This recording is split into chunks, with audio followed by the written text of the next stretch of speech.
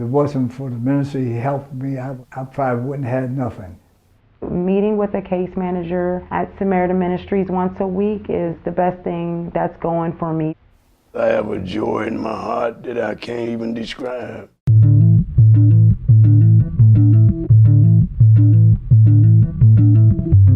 Before I came to Samaritan Ministry, my life was unmanageable. I had no structure.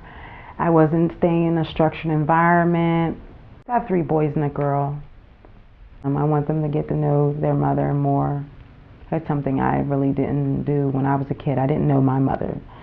When I came here the first time, I met with Hope, and she was so cheery, and everything was so awesome to her, and she was typing really fast, all my information in the keyboard, and Well, when somebody first comes into Samaritan Ministries' office, the things that they're looking for can often be defined as goals that people have. And sometimes they might not have thought about those things as goals for themselves, but it's something that's kind of pulling them here and pulling them to want to make their lives better and want to make changes. And so we help them in conversation of figuring out what their goals are and identifying if somebody's like, oh, I need a house. Well, then maybe that's not the best way to perceive that as like just as a need, but rather as something to achieve. I didn't realize that it was just so easy. Working with a case manager at Samaritan Ministries, it's fun and it's exciting, and I feel like I get so much accomplished by doing that. So like by meeting with a case manager at Samaritan Ministries once a week is the best thing that's going for me, because it's like a continued life process, and that's what I need. It's teaching problem solving and also trying to take what tend to be nebulous ideas of goals and making people feel confident that it's not this thing that's in the sky, but rather something that is pathways. And our program is the Next Steps program. And so each of those steps is each one of those things. So problem solving, yes, but also kind of like personal life mapping. To be a sounding board in place for people to realize their own potential is really rewarding for me, to be able to be that place where people can do that. I'm almost at the end of my computer classes.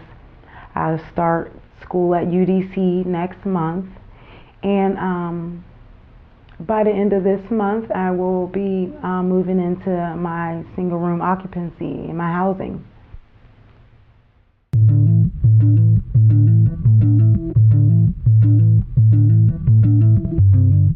I'm 69 years old. I was born and raised in D.C. I spent half my life in prison through drugs and alcohol. I always lived on the street, and so I always had to, survive by myself. Ever since I was 14, I've always been on my own. But I came up here and just something clicked with me and Miss Davis and stuff. We got along so good, So I said, darn, I can talk to her on my level, and she understood, where I was coming from and stuff. So I said, here's a person I can relate to, and she relates to me, So I came up, I could discuss my, little problems and stuff with her. They had a course coming up. So I stopped her and I said, Miss, I've been cooking for over 30 years, off and on. A couple people didn't want to put me through because they figured wasting money, kind of my age and everything, And then they figured by my background, using drugs and just coming out of prison, that I probably wouldn't finish the course.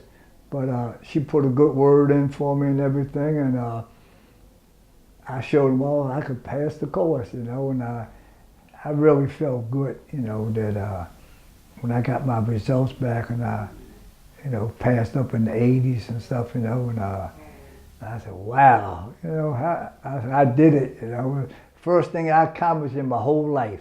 I ain't never accomplished, like I told a lady, I said, I ain't never did nothing in my life, but I accomplished and passed this test and did something good in my life.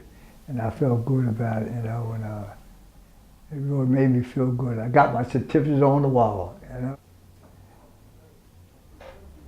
This is the first Thanksgiving that I had was so beautiful, because I came over here and they gave me a big box of food and a little gift card. I went there and got me a turkey, and I cooked me a big turkey with 3 big pans of dressing.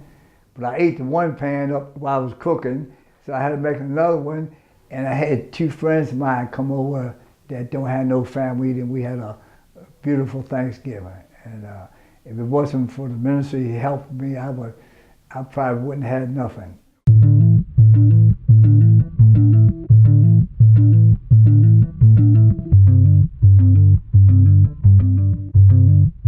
Before Samaritan Ministries, I was addicted to heroin.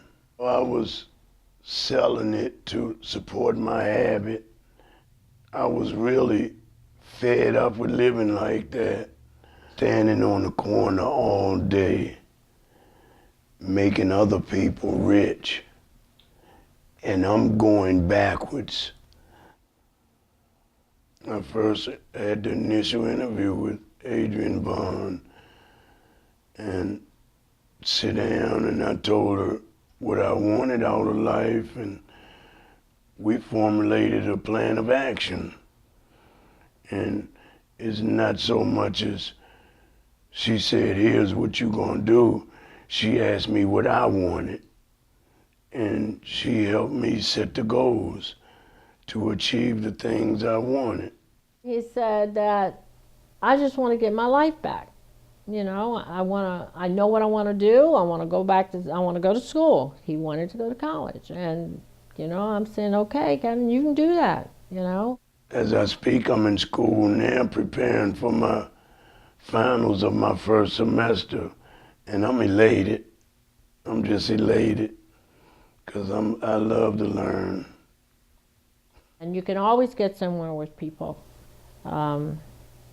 As long as you present them all this information, this is what you have to choose from. Now, how you go about it, it's on you. It's just the point that I had to do something different if I wanted something different.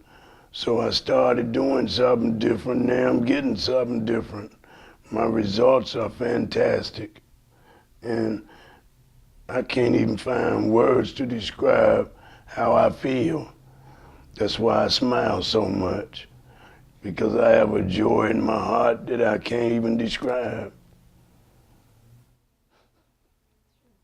It's the whole concept of the Next Step program. It does work.